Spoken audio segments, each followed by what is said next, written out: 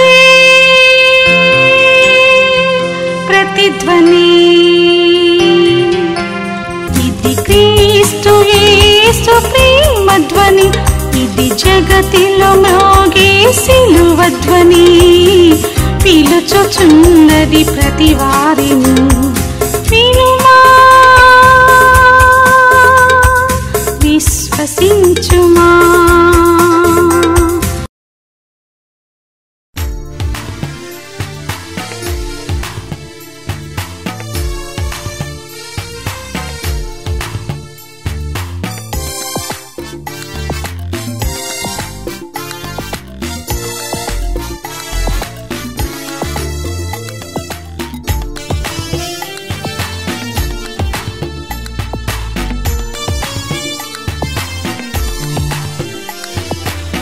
యేసు కొరకు జీవించు ప్రియుడా,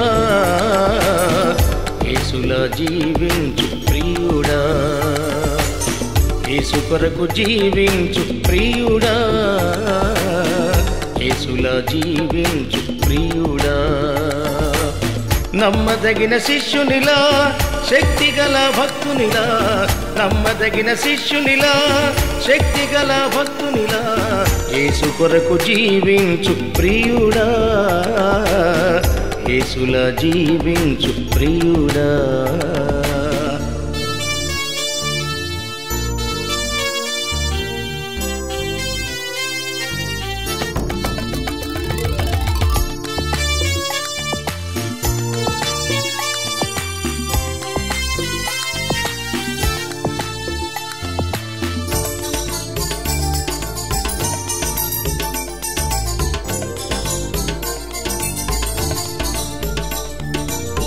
అనుదినము క్రీస్తుని అనుసరించుము, ప్రతిక్షణము ప్రభుని ఘనపరచుము.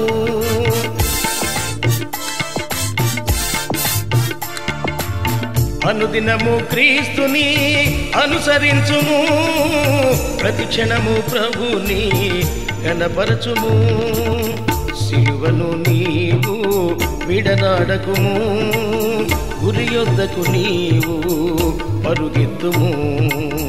సిలువను నీవు విడనాడకుము, గురి యొద్దకు నీవు పరుగెత్తుము. యేసు కొరకు జీవించు ప్రియుడా, యేసులా జీవించు ప్రియుడా, యేసు కొరకు జీవించు ప్రియుడా, యేసులా జీవించు ప్రియుడా.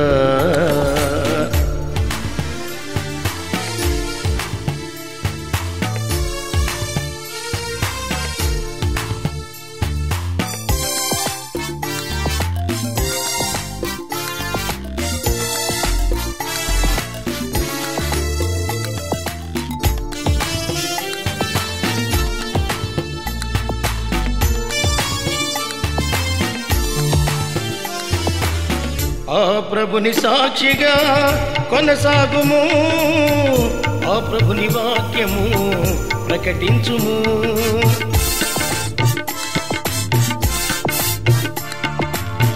ఆ ప్రభుని సాక్షిగా కొనసాగుము, ఆ ప్రభుని వాక్యము ప్రకటించుము. ఆయన రాజ్యమును విస్తరింపజేయుము, నశించే ఆత్మల రక్షించుము. ఆయన రాజ్యమును విస్తరింపజేయుము, నశించే ఆత్మల రక్షింపుము. యేసు కొరకు జీవించు ప్రియుడా, యేసులా జీవించు ప్రియుడా, యేసు కొరకు జీవించు ప్రియుడా, యేసులా జీవించు ప్రియుడా. నమ్మదగిన శిష్యునిలా, శక్తిగల భక్తునిలా, నమ్మదగిన శిష్యునిలా, శక్తిగల భక్తునిలా, యేసు కొరకు జీవించు ప్రియుడా, యేసులా జీవించు ప్రియుడా. ప్రకటన గ్రంథం 3వ అధ్యాయం 14వ వచనం దగ్గర నుండి చదువుతున్నాను, వినండి. లవొదికయలో ఉన్న సంఘపు దూతకు ఇలాగు వ్రాయబో, ఆమెన్ అనువాడును నమ్మకమైన సత్య సాక్షియు దేవుని సృష్టికి ఆదియునై ఉన్నవాడును చెప్పు సంగతులేమనగా, నీ క్రియలు నేను ఎరుగుదును, నీవు చల్లగానైనను వెచ్చగానైనను లేవు. నీవు చల్లగానైనను వెచ్చగానైనను ఉండిన ఎడల మేలు. బైబిల్లో ఉన్న 65 పుస్తకాలు నెరవేరినవి. 66వ పుస్తకమైన ప్రకటన గ్రంథం నెరవేరబోయేది. ప్రకటన గ్రంథాన్ని రాసిన పరిశుద్ధుడైన యోహాను ఎంతగా హింసించబడినప్పటికీ, మసమస కాగుతున్న నూనెలో వేసినప్పటికీ చనిపోలేదు. రాజు విగ్రహానికి మొక్కనన్నందున నానా హింసలు పెట్టాడు యోహానుని ఆ రాజు. ఎంత చిత్రహింసలు చేసినా చావలేదు ఆయన. అందును బట్టి ఆ యోహానును, పండు వృద్ధుడిగా ఉన్న యోహానును పద్మాసు అనే లోయలో పడేసిరండి, నీళ్లు అన్నాహారం లేక చస్తాడు అని తీసుకెళ్ళి అక్కడ పడేశారు. అది ఒక దీవి, చుట్టూ నీళ్లు మధ్యలో భూమి ఉంటుంది. అలాంటి పద్మాసు దీవిలో ఆయన్ని పడేశారు. నిండు వృద్ధాప్యంలో ఉన్న యోహాను ఆ పద్మాసు లోయలో పస్తులుండి ఉపవాసాలతో ప్రార్థనలో ఉన్నప్పుడు దేవుడు బయలుపరిచిన విషయాలను ఈ ప్రకటన గ్రంథంలో వ్రాసి ఉంచాడు. ఈ ప్రకటన గ్రంథంలో ఉన్న అనేక విషయాలు నెరవేరే కాలం ఆసన్నమైంది. ఈ మొదటి 2 అధ్యాయాల్లో 2-3 అధ్యాయాల్లో అంచె దినములలో ఉండబోయే 7 సంఘ స్థితిగతులను గురించి వ్రాయబడింది. యేసు ప్రభువే ఈ మాటలు చెప్పి రాయించినట్లు చూస్తున్నాం. ఎఫెసీ సంఘం ప్రేమలో మొదటి ప్రేమను పోగొట్టుకున్న సంఘం. స్మరణ సంఘం శ్రమలు సహించి దరిద్రతలో ఉన్నప్పటికీ శ్రమలు సహించిన సంఘం. అలాగే పెర్గమ సంఘం బాగానే ఉంది, కానీ అందులో బిలాము బోధను అనుసరించిన సంఘం. తుయతైరా సంఘం యెజబేలు బోధను అనుసరించిన సంఘం. సార్దీసు పేరుకు మాత్రం బతికున్నానని చచ్చిన స్థితిలో నిర్జీవంగా ఉన్న సంఘం. ఫిలదెల్ఫియా సువార్తను ప్రకటించే సంఘం. లవొదికయ నులివెచ్చని సంఘం. 7 సంఘాల గురించి ఇప్పుడు చెప్పడం నాకు కుదరదు, కానీ 7వ సంఘం గురించి ఈరోజు దేవుడు మనతో మాట్లాడాలని ఆశిస్తున్నాడు. ఈ సంఘంలోని ప్రత్యేకత ఏంటంటే, ఇది నులివెచ్చని సంఘం. ఎలాంటి సంఘం? నులివెచ్చగా ఉందంటే అర్థం ఏంటి? వేడిగా కాఫీ తాగుతాం, చల్లగా కూల్ డ్రింక్ తాగుతాం. అంటండి, వేడిగా ఉండేది తాగుతాం, బాగుంటుంది తినటానికి. చల్లగా ఉన్నది బాగుంటుంది. చల్లారిపోయేది బాగుంటుందా? కాఫీ వేడివేడిగా తెచ్చినప్పుడు ఆయన తాగకుండా అక్కడ పెట్టి కాసేపు అయ్యాక తాగమంటే చల్లారిపోయింది మళ్ళీ తీసిరా అంటాడు ఆయన. చల్లారిపోయిన దాన్ని తాగం మనం, పనికిరాదు, అది బాగోదు. అది ఈ సంఘ పరిస్థితి ఎలాగుందంటే చల్లారిపోయింది. దేవుడు ఈ సంఘంతో అంటున్నాడు, నువ్వు వెచ్చగానైనా లేవు, చల్లగానైనా లేవు. నువ్వు వెచ్చగా ఉన్నా బాగుంటుంది, చల్లగా ఉన్నా బాగుంటుంది, కానీ నువ్వు నులివెచ్చనిగా ఉన్నావు. ఈ రోజున అనేక మంది క్రైస్తవుల సంగతి అలాగే ఉందండి. వెచ్చగా లేరు, చల్లగా లేరు. అంటే అంటే అంటే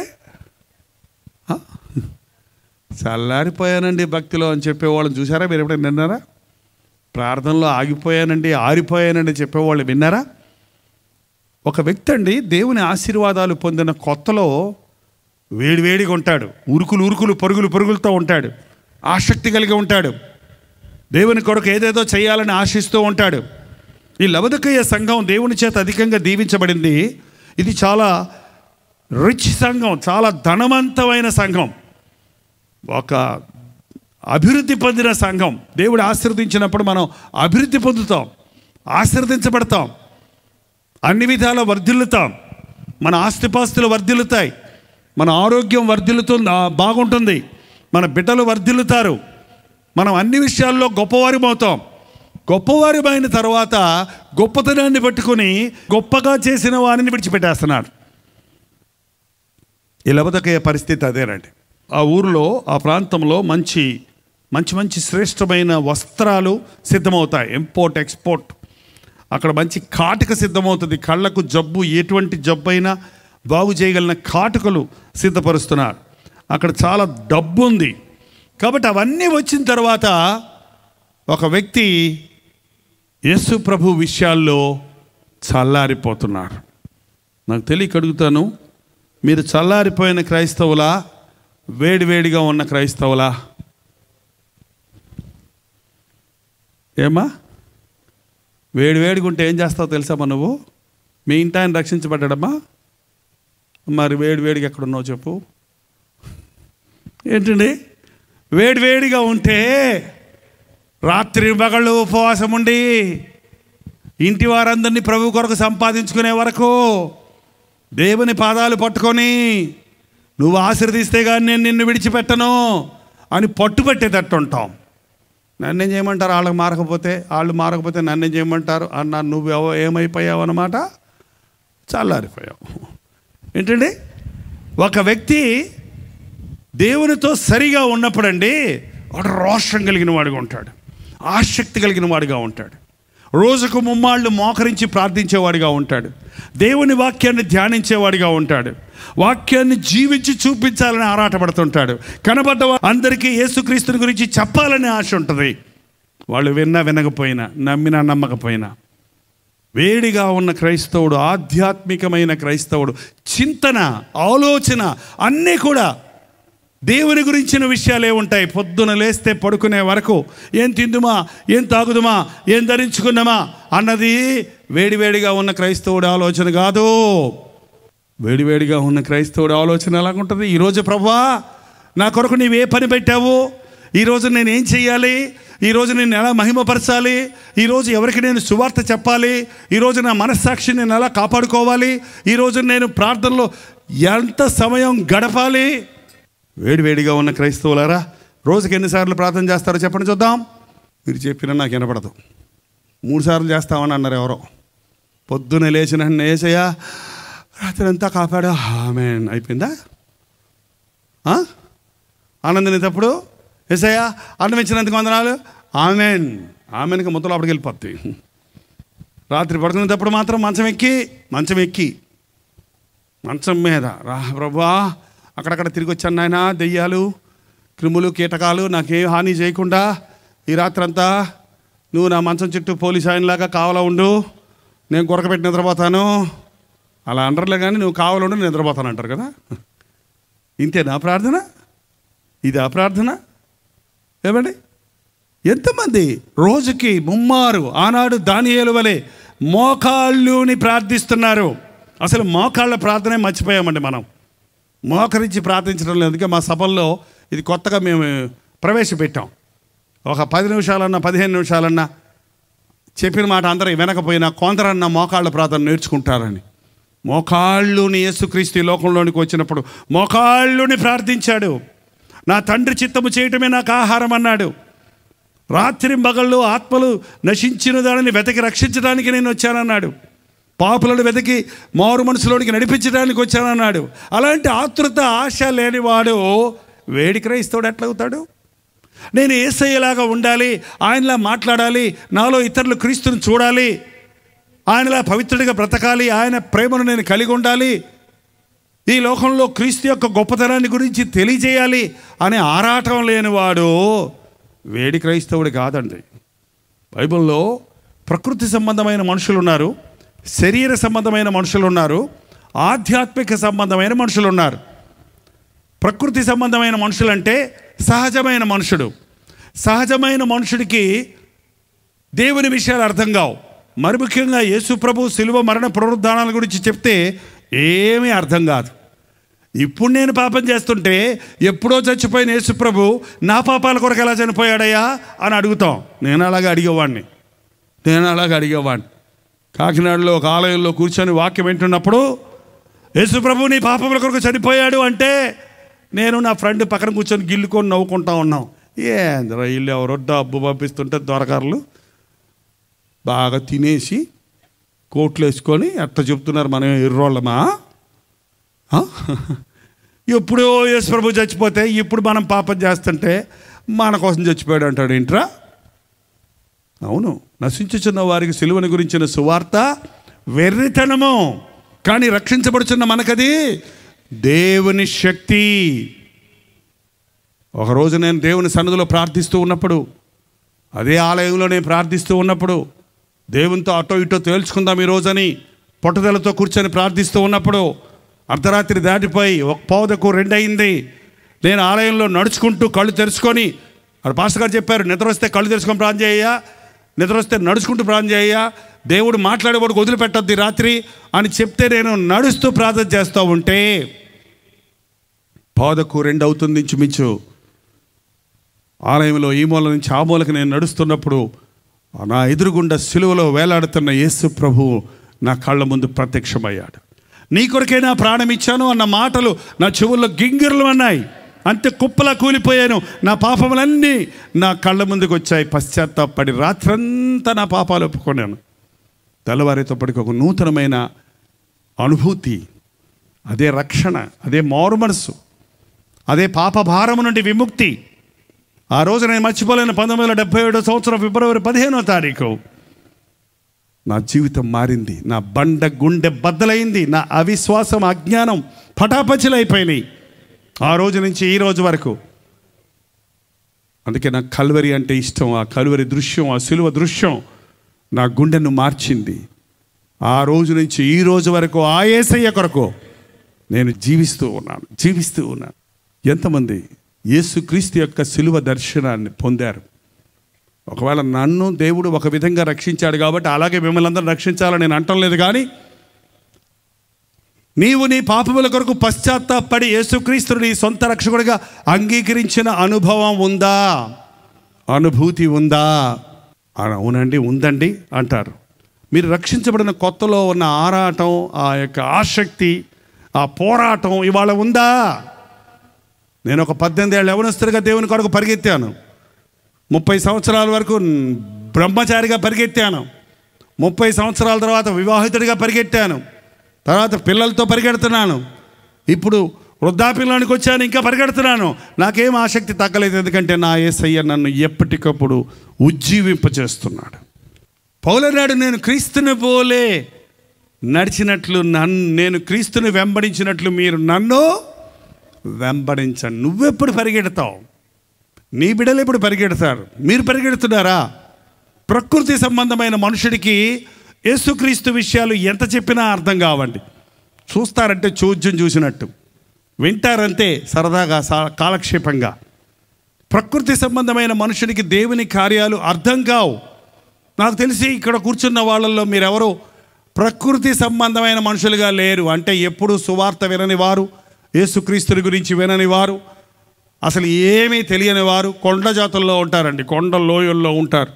నేను కొండ జాతుల వారి మధ్య కొన్ని రోజులు సేవ చేశాను. వాళ్ళకి రైలు అంటే తెలీదు, బస్ అంటే తెలీదు, ఏమీ తెలీదు, గడియారం అంటే తెలీదు, వాషింగ్ మెషిన్ అసలే తెలీదు, ఏం తెలీదు, వాళ్ళకి ఏమి తెలీదు. ఆ కొండలో ఉంటారు.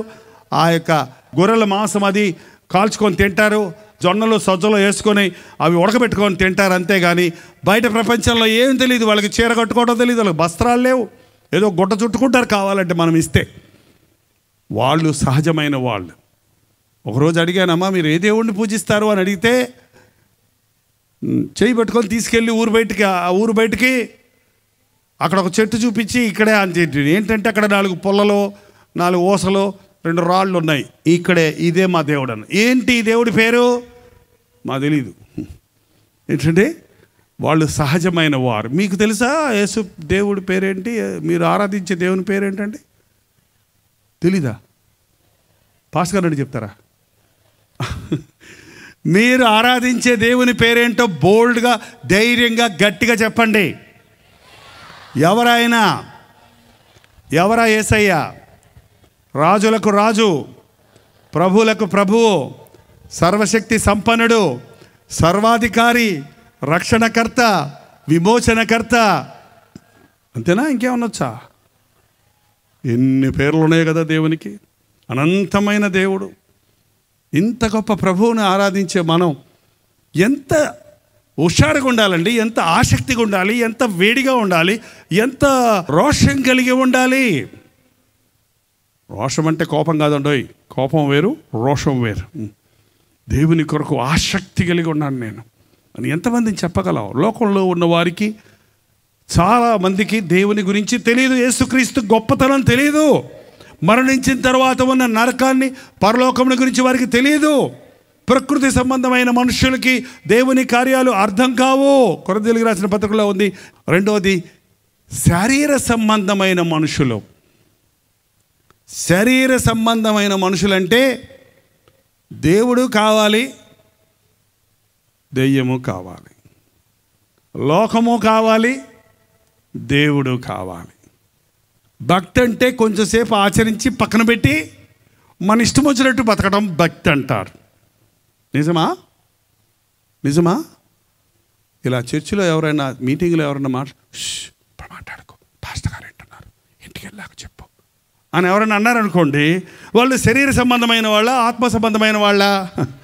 ఏంటండి, మీరు గదులలో, చెవులలో చెప్పుకున్నది మిద్దెల మీద ప్రకటించబడుతుంది. రహస్యమైనదేదియు బయలుపడక మానదు అన్న దేవుని వాక్యం తెలిసినవాడు మనుషులకు భయపడి గుసగుసలాడడు. ఎక్కడొక మాట, అక్కడొక మాట చెప్పడం. మరి ఎంతమంది ఈ రోజున చర్చిలో ఒక పేరు, డ్యూటీలో ఇంకో పేరు? ఏంటంటే అసలు కొంతమందికి మీరు పనిచేసే స్థలంలో మీరు క్రైస్తవులని వాళ్ళకి తెలియదు. మీరు వేడి క్రైస్తవులా, చల్లారిపోయిన క్రైస్తవులా, అటు ఇటు కాకుండా లూక్వామ్ చల్లారిపోయిన క్రైస్తవులా, లేకపోతే మంచి ఆధ్యాత్మిక పరిపక్వత కలిగిన వారా? చెప్పండి. మాట్లాడతాం లేదు. తేలుగుట్టిన దొంగ అంటే మాట్లాడటండి. శరీర సంబంధమైన కార్యాల నుంచి విడుదల లేదు. ఒకసారి చూద్దాం. గలతీయులకు రాసిన పత్రిక 5వ అధ్యాయం 19వ వచనం దగ్గర నుంచి చూద్దాం. చూడండి. శారీర కార్యములు స్పష్టమైనవి ఏమనగా జారత్వము, అపవిత్రత, కాముకత్వము, విగ్రహారాధన, అభిచారము, ద్వేషములు, కలహములు, మత్సరములు, క్రోధములు, కక్షలు, భేదములు, విమతములు, అసూయలు, మత్తతలు, అల్లరితో కూడిన ఆటపాటలు మొదలైనవి. ఏంటండి శరీర కార్యాలు? పెద్ద లిస్ట్ ఇచ్చాడు. జారత్వము, అపవిత్రత, కాముకత్వము ఒక సెట్. ఏంటండి? విగ్రహారాధన, అభిచారము మరొక సెట్. ద్వేషములు, కలహములు, మత్సరములు, క్రోధములు, కక్షములు, భేదములు, విమతములు, అసూయలు, మతతలు అదొక సెట్టు. అల్లరితో కూడిన ఆటపాటలు మరొక గుంపు. ఏంటంట? ఆత్మ సంబంధమైన మనిషి శారీర సంబంధమైన కార్యాలకు చోటు ఇవ్వడండి.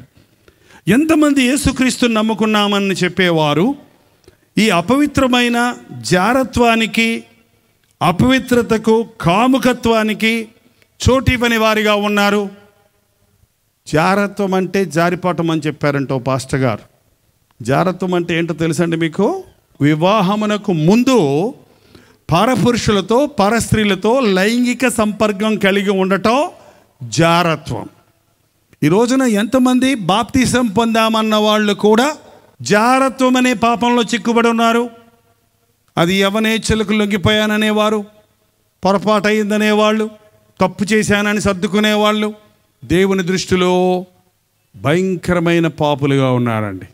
ప్రార్థన చేస్తున్నావు, మంచి యేసుక్రీస్తు నామాన్ని ధరించి ఉన్నావు, ఆలయానికి వెళ్తున్నావు, అయినా జార కార్యాలు విడిచిపెట్టలేదు. కొందరు శారీర పాపాల్లో పడిపోతారు, మరికొందరు మానసిక వ్యభిచారం చేస్తుంటారు. యేసుప్రభు చెప్పాడు కదా, వ్యభిచారము చేయవద్దన్న మాట మీరు విన్నారు కదా. నేను మీతో చెప్పినదేమనగా, ఒక స్త్రీని మోహపు చూపుతో చూచు ప్రతివాడు అప్పుడే తన హృదయంలో వ్యభిచారము చేయుచున్నాడు. క్రైస్తవులు సినిమాకి వెళ్ళకూడదా అన్న వారికి ఇక నేను చెప్పక్కర్లా. సినిమాల్లో అపవిత్రమైన దృశ్యాలు చూస్తూ దేవుని బిడ్డవైన నీవు ఎలా కూర్చుంటావు? స్తోత్రం నాయనా, స్తోత్రం నాయనా అని బొమ్మలు చూస్తావా? బూతు పాటలతో ఉన్న పాటలు చూస్తావా? అర్ధనగ్నంతో ఉన్న ఆ దృశ్యాలు చూస్తావా? అల్లరితో కూడిన ఆట పాట ఏంటండి? అది సినిమా. సినిమాల గురించి బైబిల్లో లేదంటారు కొంతమంది. కానీ అల్లరితో కూడిన ఆట పాటలు అంటే ఏంటి? గబుకునో పాట వస్తుంది, గబుకునో మాట వస్తుంది, గబుకునో జోక్ వస్తుంది, గబుకునో ఫైట్ వస్తుంది. అదే కదా సినిమా. నా చిన్నప్పుడు చూసిన సినిమాలు అంతే. ఇప్పుడు పెద్ద పెద్ద కలర్ సినిమాలు వచ్చాయంట. ఇప్పుడు గమ్మత్తుగా ఉంటాయంట. ఇందులో వీడియో ట్రిక్స్ ఉపయోగిస్తారంట. ఏది చేసినా అదే కదా చివరికి. ఎంతమంది క్రైస్తవులు సినిమాలకు వెళ్తున్నారో అమ్మో చెయ్యొత్తమంటే నన్ను కోపడతారు. ఎత్తొద్దు. కానీ మీరు తెలుసుకోండి, మీరు నులివెచ్చని స్థితిలో ఉన్నారు. మందిరానికి వెళ్తున్నారు, ప్రార్థన చేస్తున్నారు, బైబిల్ చదువుతున్నారు, పనికిమాలిన పనులు చేస్తున్నారు. ఇట్లడే అయ్యో ఎంతమంది క్రైస్తవులు ఏదైనా తాగుతారండి? గట్టిగా అడిగితే పౌలు గారు తిమోతికి చెప్పాడు కదండి అన్నాడు ఒక ఆయన. ఏం చెప్పాడంటే కడుపు జబ్బు నిమిత్తం కొంచెం ద్రాక్షరసం పుచ్చుకోమన్నారు కదండి. నేను కూడా కొంచెం పుచ్చుకుంటున్నానండి, ఒక పెగ్గేనండి అన్నాడు.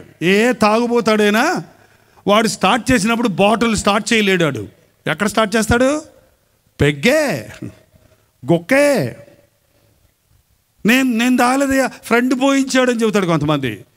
ఫ్రెండ్ పావును తీసుకొచ్చి మెల్ల వేస్తాడు, ఊరుకుంటావా? అంటే పావును తీసుకొచ్చి నోట్లో విషం పిండుతాడు, వద్దు వద్దు వద్దు అని తాగుతావా? ఏంది చెయ్యద్రపోవాలి ఇంకోటవా? ఏంటండి దుష్ట సాంగత్యం మంచి నడిపెడక. నువ్వు దేవుని బిడ్డవైనప్పుడు తాగుబోతులతో నీకు స్నేహం ఏంటి? తిండిబోతులతో నీకు స్నేహం ఏంటి? లోకపు మనుషులతో నీ స్నేహం ఏంటి? చలారిపోయి ఉన్నావు, నులివెచ్చని స్థితిలో ఉన్నావు. మందిరంలోనికి వచ్చినప్పుడు వేడవుతున్నావు. ఏ వచ్చాయి కదండి ఇప్పుడు కొత్తగా, ఏమంటారు మైక్రోవేనా, అందులో పెట్టి నొక్కితే అదేమవుద్ది, వేడవుద్ది. ఆ వేడి తీసుకొచ్చి బల్ల మీద పెట్టేదాకా ఉంటుందా? చల్లారిపోద్ది. మళ్ళీ ఒక్కోసారి పైన వేడవుద్ది, ఇట్లా ఓపెన్ చేస్తే లోపల చల్లగానే ఉంటుంది. మళ్ళీ ఎందుకు పనికిరాదు అది. ఈ రోజున క్రైస్తవులు అలాగే ఉన్నారు. చర్చి మైక్రోవేవ్ లాగా ఉంది. ఇప్పుడు చర్చిలో కూర్చుంటే వేడిగా ఉంటారు. చర్చిలో మీటింగ్లో కూర్చున్నప్పుడు వేడి. ఇప్పుడు దేవుడి కోసం ప్రాణం ఇవ్వటారు కదా, చిత్తమే అంటారు అనమాట. అవునేసయ్యో ఈ రోజు నుంచి నీ కొరకే అంటారు అనమాట. ఆమె అనగానే అక్కడ గుమ్మం దగ్గరే గొడవ.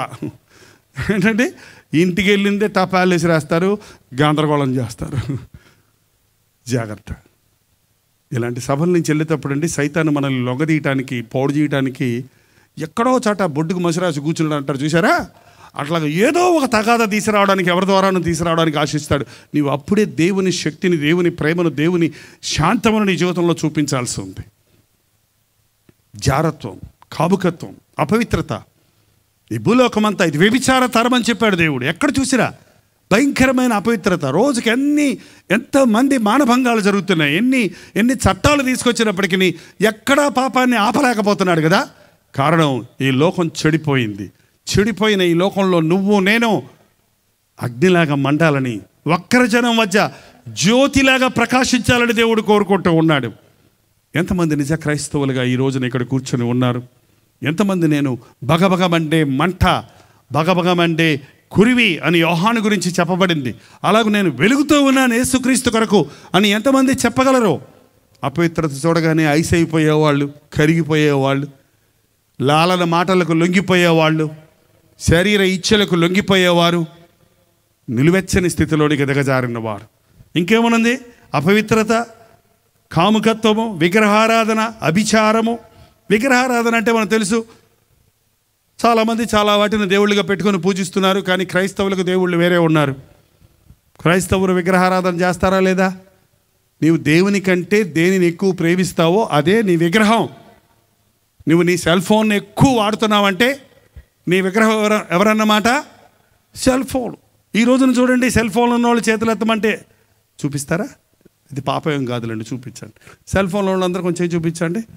Okay, thank you thank you thank you thank you. Me cell phone మారు మనసు పొందిందా? నువ్వు మారు మనసు పొందితే మీ సెల్ ఫోన్ కూడా మారు మనసు పొందాలి. లేకపోతే నీ మారు మనసు అంతా నీరు గారిపోద్ది. చూసారా? ఆ సెల్ ఫోను ఇవాళ మానవుడి చేతిలో పెట్టుకున్నాడు. మానవుని మూర్ఖుని చేతిలో పాపం ఉన్నది అని బైబిల్లో నేను చదివినప్పుడు నాకు అర్థం కాల. ఇప్పుడు బాగా అర్థమవుతుంది. మూర్ఖుడి చేతుల్లో పాపం ఉందంటే చేతిలో పాపం ఉందంటే చేతిలో ఏముంది? ఇప్పుడు మనకి సెల్ ఫోన్ ఉంది. ఆ సెల్ ఫోన్లో ఏమున్నాయి? ఏది గెలిగితే అది ఉంది. ఇప్పుడు 3G అంట, 2G అంట, అడ్వాన్స్ అయిపోయింది. చేతిలోనే పెట్టుకొని గెలుగుతుంటారు అన్నీ కూడా. అంతేకాదు కొందరు ఆ సెల్ ఫోన్లో 24 గంటలు మాట్లాడుతూనే ఉంటారు. విస్తారమైన మాటలలో దోషం ఉండక మానదు. ఎంతసేపు మాట్లాడుతున్నావు? డబ్బులు కట్టి మరీ మాట్లాడుతున్నావు సెల్ ఫోన్లో. ఎందుకు ఊరికే ఫోన్ చేస్తావు? ఇప్పుడు అడిగేయాలంతే హలో ఇంటికి వెళ్ళాక అడగచ్చు కదా. ఆఫీసులో నుంచి ఇంట్లో వంట చేసి ఆమెకు అడిగి ఇక్కడే గొడవ ఎందుకు? ఇంటికి వెళ్ళాక గొడవ ఉండేది ఇంతకుముందు. ఇప్పుడు నుంచే గొడవ, గంట నుంచి గొడవ, గంట ముందు గొడవ, గంట తర్వాత గొడవ. ఎందుకు ఆ సెల్ ఫోన్? అవసరానికి వాడండి, అవసరమైతే. వ్యర్థమైన మాటల కోసం వాడకండి. పుకారులు చెప్పడానికి, చాడీలు చెప్పడానికి వాడకండి. వాళ్ళ గురించి వీళ్ళ గురించి మాట్లాడుకుంటారు. మీ ఇద్దరు సెల్ ఫోన్లు పెట్టుకొని ఇద్దరికి డబ్బులు దండగా, అంతే. నీకు వచ్చేది ఏం లేదు. ఏంటంటే నీకు తెలుసా అక్క, వాళ్ళ సంగతి తెలుసా? ఏమైంది చెప్తాను కానీ ఒక్క నిమిషం ఉండు, మా ఆయన వెళ్ళాడో లేదో చూసి ఇంకొక 10 నిమిషాల్లో నేను చేస్తాను, తీరిగ్గా మాట్లాడుకుందాం. ఎందులో? సెల్ ఫోన్లో. ఎందుకండి మనకి? ఎందుకు? నిలువెచ్చని స్థితిలో ఉన్న వారికి దేవునితో సమయం గడపడానికి ఇష్టం లేదు. దేవునితో మాట్లాడుకోమంటే 3 నిమిషాలతో ఆమెనని కళ్ళు తెరిచేస్తారు. అనవసరమైన మాట్లాడమంటే గంటలు మాట్లాడుకుంటూ ఉంటారు. నువ్వు నిలువెచ్చని స్థితిలోకి వెళ్ళావు కాబట్టి దేవుని మీద ప్రేమ కంటే లోకంలో ఉన్న మనుషుల మీద ప్రేమ ఎక్కువైంది. దేవుని కార్యాలు అర్థం చేసుకోవడం కంటే లోక కార్యాలను అర్థం చేసుకోవాలని ఆతృత పడుతూ ఉన్నావు. అభిచారము అనే మాటకు అర్థం ఏంటో తెలుసండి మీకు? అభిచారం అంటే తమిళ బైబిల్ ఏమన్నదంటే పిల్లి శూన్యం అని ఉంది. అంటే జ్యోతిష్కము, ఇంకేంటండి చేతబడులు. అసలు దేవుని బిడ్డలకి ఎందుకు నా మీద ఎవరో చేతబడి చేశారండి, అప్పటి నుంచి నాకు అన్నం అరగటం లేదండి అంటారు కొంతమంది వచ్చి. అసలు నువ్వు నిజమైన విశ్వాసమైతే, నువ్వు నిజమైన దేవుని బిడ్డవైతే, దేవుని ఆత్మ నీలో ఉంటే, నీ హృదయం శుద్ధిగా ఉంటే, నీకు వ్యతిరేకంగా సిద్ధపరిచిన ఏ ఆయుధము నీ మీద పనిచేయదు. ఇశ్రాయేలుకు వ్యతిరేకంగా ఏ మంత్రము, ఏ మాయ పనిచేయవు. అసలు నువ్వు ఎందుకు భయపడిపోతున్నావు? నువ్వు భగభగమంటే మంటగా ఉంటే, నువ్వు వేడి క్రైస్తవుడిగా ఉంటే, నువ్వు క్రీస్తు యొక్క శక్తిని కలిగిన వ్యక్తిగా ఉంటే, నీవు ఈ పిల్లి శూన్యాలకి, ఈ మంత్రాలకి, తంత్రాలకి భయపడవలసిన అవసరమే లేదు. చాలామంది ఈ రోజున క్రైస్తవులు కూడా ఇల్లు కట్టుకోవాలన్నప్పుడు వాళ్ళ దగ్గరికి వెళ్తారు. చెప్పయ్యా, నా చెయ్యి చూసి చెప్పు. ఆ చెయ్యి చూసి చెప్పేవాళ్ళు చెయ్యి చూడకుండా నీ మొహం చూస్తారు. ఎందుకు? నీ మొహంలో ఏముందో ఫీలింగులు చూసి దానికి తగినట్టు చేతిలో చెప్తారు. భయపడకు భయపడకు.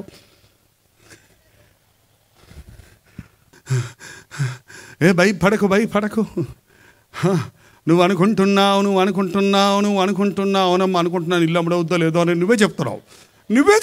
అనుకుంటున్నావు అనగానే నువ్వే చెప్పేస్తున్నావు ఏమనుకుంటున్నావు. ఏం మనుషులంటే. దేవుని బిడ్డలైన వారు మీరు జ్యోతిష్కుల దగ్గరకు వెళ్ళకండి. సోదెగాండ్ర దగ్గరకు వెళ్ళి శాపం తెచ్చుకోవద్దని లెవియా కాండంలో మీరు చదవండి. ఎప్పుడో రాసిపెట్టాడు దేవుడు. దేవుని బిడ్డలైన వారు దేవునికి ఇవ్వండి. మీ చెయ్యి పట్టుకొని నడిపిస్తానంటున్నాడు ఆయన. నాకే భయం లేదు. గాఢాంధకారంలో అయినా సరే, అది మరణ బాట అయినా సరే, నా ప్రభువు నా చేయి పట్టుకొని నడిపిస్తాడు. నేను నీ చేయి పట్టుకొని నడిపిస్తాను, నీ కుడి చేయి పట్టుకొని నీవు నడవలసిన మార్గం నీకు నేర్పిస్తానని చెప్పే ప్రభువు ఉండగా పనికి మాలోళ్ళందరికీ వెళ్ళి మంచి ఇవ్వటం ఎందుకండి? నువ్వు నులివెచ్చని స్థితికి దిగజారిపోయావు. సౌలు దేవుని ఆత్మతో నింపబడినప్పుడు రోషం కలిగి దేవుని కొరకు సాక్షిగా జీవించాడు. ఎప్పుడైతే ఆత్మలో దిగజారిపోయాడో దేవుని చిత్తం తెలియటం లేదు, దేవుని ఉద్దేశం తెలియటం లేదు.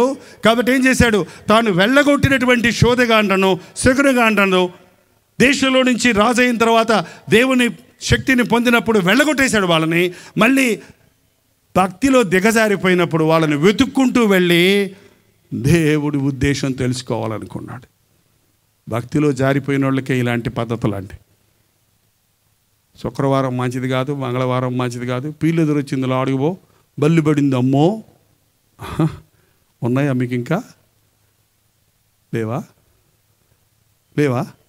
పాపం ఆమె భర్త చనిపోయి బాధపడుతూ ఆమె ఉంటే ఆమె ఎదురుకుండా వస్తే అదిగో వచ్చింది అంటే ఎక్కడి నుంచి వచ్చాయి ఈ 3 ఆచారాలు ఏంటండి? ఈ రోజున దేవుని బిడ్డలు అనబడేవారు కూడా ఇలాంటి ఆచారాలు వెంబడిస్తున్నారు. రాహుకాలం పొద్దున్నే ఒక ఆయన వచ్చాడు, అన్నయ్య మా ఇంటికి వచ్చి ప్రార్థన చేయవా, పునాది వేస్తున్నాను అన్నాడు. ఎప్పుడు రమ్మంటావు? పొద్దున్న 7 గంటలకు రా అన్నాడు. ఇప్పుడు పొద్దున్న 7 గంటలకు ప్రార్థన చేసుకునే సమయం అయ్యా, తర్వాత వస్తానులే 10-11 తర్వాత వస్తానంటే, కాదన్నా పొద్దున్న 7 గంటలకు వచ్చి ప్రార్థన చేసి వెళ్ళిపోన్నా అన్నాడు. సరే నాన్న ఎంత పట్టు పెట్టాడంటే ఇంక తప్పించుకోలేక సరేలే అన్నాను. సరే వెళ్ళిపోయాను. 5 నిమిషాల దగ్గర 7ంటికి వెళ్ళిపోయాను నేను ఆయన దగ్గరికి. తొందరగా వచ్చి మళ్ళీ నా వ్యక్తిగత ప్రార్థన చేసుకుందామని వెళ్ళిపోతే, ఎక్కడయ్యా ప్రార్థన చేయాలంటే, ఉండన్నా టైం ఎంతైంది, ఉండన్నా వచ్చేస్తున్నా, టైం ఎంతైంది అని పక్క వాళ్ళని అడుగుతున్నాడు. ఎందుకే టైం ఎంత, నువ్వు వచ్చేసాను కదా, టైం ఎంత అయితే నీకెందుకు, ప్రార్థన చేసిపోతానండి. ఉండన్నా ఒక్క 5 నిమిషాలు ఉండన్నా, 7 గంటలకు ఇంకా 5 నిమిషాలు ఉందన్నా. ఏంటంట 7 గంటలకు మంచి కాలం వస్తుందంట, రాహుకాలం పోద్దంట. 7 గంటలకంట మంచి కాలంలో మంచి పాస్తకులు వచ్చి మంచి ప్రార్థన చేస్తే మంచి ఇల్లు కట్టుకుంటాడంట. వీడు నులివెచ్చని వాళ్ళ విశ్వాసులా చెప్పండి? గప్చిప్పున్నారు మీరు అందరూ చేసే పని ఇదా ఏంటి? దేవుడు చేసిందంతా మంచిది మంచిది మంచిది మంచిది. నీవు దేవుని నమ్ముకున్న తర్వాత ప్రతి క్షణం మంచిదే, ప్రతిరోజు మంచిదే. యేసుక్రీస్తు మంచి దేవుడు నీకు తోడుండగా నీకు చెడు ఎందుకు వస్తుంది నీ దగ్గరకు? అసలే నువ్వు భయపడుతూ ఉన్నావంటే భక్తిహీనుడు అయ్యావు. నువ్వు లోబడుతూ ఉన్నావంటే ఇలాంటి కార్యాలకు నులివెచ్చని స్థితిలో నీకు దిగజారిపోయి ఉన్నావు. ఇంకేమన్నాడు అక్కడ? త్వరగా అయిపోయింది. కక్షలు, ద్వేషాలు, కలహాలు, మత్సరాలు, క్రోధాలు, కక్షలు, భేదాలు, విభతాలు, అసూయలు, మత్తతలు, బబ్బబ్బబ్బా, దానికి అలకలు, పోటీలు, కొట్టుకోవటం, తిట్టుకోవటం, ఏంటంటే భేదం, నీ వేరు నేను వేరు అనే ఈ మనస్తత్వమే భక్తిహీనుడికి ఉన్న పని ఇదండి. నీవు దేవుని కొరకు సాక్షిగా జీవించినప్పుడు, నేను క్రీస్తు రక్తంలో కడగబడ్డాను, నువ్వు క్రీస్తు రక్తంలో కడగబడ్డావు, మనిద్దరం దేవుని దృష్టిలో సమానులమే అన్న ఆశ ఉంటుంది. నీవు అనుకున్నది నాకు ఇష్టం లేదు, నేను అనుకున్నది నీకు ఇష్టం లేదు, నేను చెప్పింది నువ్వు చేయనంటున్నావు, నువ్వు చెప్పింది నేను చేయలేనంటున్నాను. కాబట్టి దీని గురించి మనం భేదం పెట్టుకోవద్దు. నీకు ఇష్టమైంది నువ్వు చేసుకో, నాకు ఇష్టమైంది నేను చేస్తాను అంటామే. కానీ పోటీలు పడటం, భేదాలు పెట్టుకోవటం అనేది శరీర సంబంధమైన మనస్సు, ఆత్మలో చల్లారిపోయిన వారి మనస్సు. ఒకసారి ఆలోచించేయండి. ఈ సాయంత్రమున, ఈ రాత్రి మీరు నొలివెచ్చని క్రైస్తవులుగా ఉన్నారా, లేక వెచ్చగా ఉన్న దేవుని కొరకు జ్వాలలుగా ప్రకాశించి ప్రజ్వలించే విశ్వాసులుగా ఉన్నారా? నా ప్రభు నాకు ముఖ్యం, ఆయన నీతి, ఆయన రాజ్యం నాకు ముఖ్యం, ఆయన చిత్తం నాకు ముఖ్యం, ఆయన మాట నేను వింటా, ఆయన అడుగుజాడల్లో నడుస్తా, లోకమంతా నా మీద తరగబడిన నా దేవుడు నా పక్షంలో ఉంటే నాకే కీడు జరగదు, లోకంలో ఉన్న ధనమంతా నాకు ఇచ్చిన నా యేసయ్యను నేను విడువను అన్న వ్యక్తి నిజమైన క్రైస్తవుడు. చల్లారిపోయినోడికి ఇంకా అసలు ఏమీ లేదండి. చల్లగా ఉండటమంటే మానేయండి, మీరు మీటింగ్ మానేసేయండి. ఇంకా మీకు చేత కాకపోతే, దేవుని కోసం సాక్షులుగా ఉండడం కుదరకపోతే మానేసేయండి, వెళ్ళిపోండి, మీ ఇష్టం వచ్చినట్టు వెళ్ళిపోండి. సినిమాలు చూసుకోండి, సిగరెట్లు తాగండి, సారాయి తాగండి, జ్యోతిష్కుల దగ్గరికి వెళ్ళండి, మీ ఇష్టం మీ ఇష్టం మీ ఇష్టం. ఫోన్ కొనుక్కొని డబ్బులన్నీ అయిపోయేదాకా మాట్లాడుకోండి, ఏమన్నా చేసుకోండి. ఇక మీకెందుకు? చల్లారిపోయినాడు కదా ప్రభు అన్నాడు, ఇదిగో నేను త్వరగా వస్తున్నాను, అపవిత్రుడుగానే ఉండనేమో, నీతిమంతుడుగానే ఉండనేమో, వాని క్రియ చొప్పున ప్రతి వానికి ఇచ్చుటకు నేను సిద్ధపరిచిన జీవితం నా యొద్ద ఉన్నదే. నువ్వు వేడి ఉన్నావు, వెచ్చగున్నావు అని చెప్పడానికి నేను ఇక్కడ లేనండి. ఎవరు నీకు సర్టిఫికేట్ ఇవ్వక్కర్లేదు.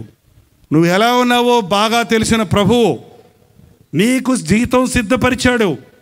నీవు దేవుని నామము నిమిత్తము నీ హృదయాన్ని శుద్ధిగా కాపాడుకొని, నీవు మంచి మనస్సాక్షిని కలిగి దేవునికి భయపడి ఆయన వాక్యానుసారంగా జీవిస్తుంటే, నీవు మాట్లాడే ప్రతి మాటకు దేవునికి లెక్క చెప్పాలని, నీ దేహంతో జరిగించిన ప్రతి దానికి నీవు దేవునికి లెక్క చెప్పాలని నీవు ఎరిగి దేవుని యందు భయభక్తులు కలిగి జీవించిన వ్యక్తిగా ఉంటే, బలా నమ్మకమైన మంచి దాసుడా అని మెచ్చుకోవడానికి నీవు దేవుని కొరకు పోగొట్టుకున్న వాటిని, విడిచిపెట్టిన వాటికి అనేక రెట్ల ప్రతిఫలం ఇవ్వడానికి, వాని వాని క్రియ చప్పున ప్రతి వానికి ఇవ్వడానికి, ప్రతి సంఘానికి కాదు, ప్రతి వానికి వ్యక్తిగతంగా, ప్రతి కుటుంబానికి కాదు, ప్రతి వానికి ఇవ్వడానికి నేను సిద్ధపరిచిన జీతము నా యొద్ద ఉన్నది.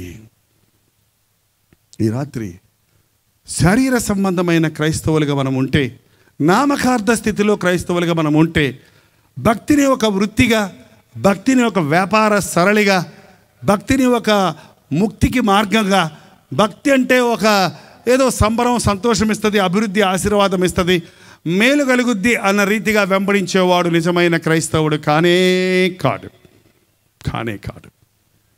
నిజమైన క్రైస్తవుడు యేసుక్రీస్తు నడిచిన అడుగు జాడల్లో నడుస్తాడు. నువ్వు వెచ్చగానైనా నువ్వు లేవు, చల్లగానైనా లేవు కాబట్టి నేను నా నోట్లో నుంచి నిన్ను ఏం చేస్తాడంట, ఉమ్మి వేయబోతున్నాను. బా, నులివెచ్చగా ఉన్నా కూడా ఇప్పుడు మనం ఎక్కడున్నాం? ఆయన నోట్లో ఉన్నాం. ఇంకా మనకి ఛాన్స్ ఉంది, ఇంకా మనకి దేవుడి కృప ఉంది. నీవు నిలువెచ్చని స్థితిలోనికి దిగజారిపోయినా, నువ్వు ముప్పు తిప్పలు పడుతూ, నానా కష్టాలు పడుతూ, శ్రమల పాలైపోయినా, నీవు దేవుణ్ణి ధిక్కరించి, దేవుణ్ణి కాదని నీ ఇష్టానుసారంగా బ్రతుకుతున్నా, ఇంకా ఓర్చుకుంటున్నాడు, ఇంకా సహిస్తున్నాడు, ఇంకా ఊసేయకుండా, వాంతి చేసుకోకుండా. తమిళ బైబిల్లో ఉంది, వాంతి పన్నెడువే అని అన్నాడు. అంటే నిన్ను వాంతి చేసేసుకుంటాను, బ్యాక్ చూస్తారా సరే, అలా వాంతి చేసేస్తాను అన్నాడు. ఇంకా దేవుడు ఎంత వాంతి వచ్చేవాడు, వాంతి నోట్లో ఉంటే ఎంత కష్టమో తెలిసిన వాళ్ళకి మనం బిగబట్టుకుంటారు కదా, ఏ బొసలు అన్న ఉంటే. దేవుడు నీ కోసం నిన్ను వాంతి చేస్తే ఇంక మళ్ళీ ఎందుకు పనికిరావని నిన్ను అలాగే భరించుకుంటూ ఉంటే నీకే మాత్రము గ్రహింపు లేదు. ఇలాంటి సభల్లో ఒకవేళ ఇది ఒక నీకు ఫైనల్ హెచ్చరిక, చివరి హెచ్చరిక దేవుడు ఇస్తున్నాడేమో. ఎంతో కాలం నుంచి నీవు నామకార్థ స్థితిలోనే ఉన్నావు, వేషధారణ క్రైస్తవుడిగానే ఉన్నావు, సగం క్రైస్తవుడిగా ఉన్నావు, శరీర సంబంధమైన విశ్వాసిగానే ఉన్నావు. దేవుడిని విడిచిపెట్టేయాలనుకుంటున్నాడు. కానీ ఇంకొక హెచ్చరిక ఇద్దాం, ఇంకొక అవకాశం ఇద్దాం, ఇంకొకసారి ఈ వ్యక్తిని కనికరిద్దాం అని దేవుడు ఆలస్యం చేస్తున్నాడు. దయచేసి మీ ఆధ్యాత్మిక జీవితాన్ని సరిచేసుకోనండి.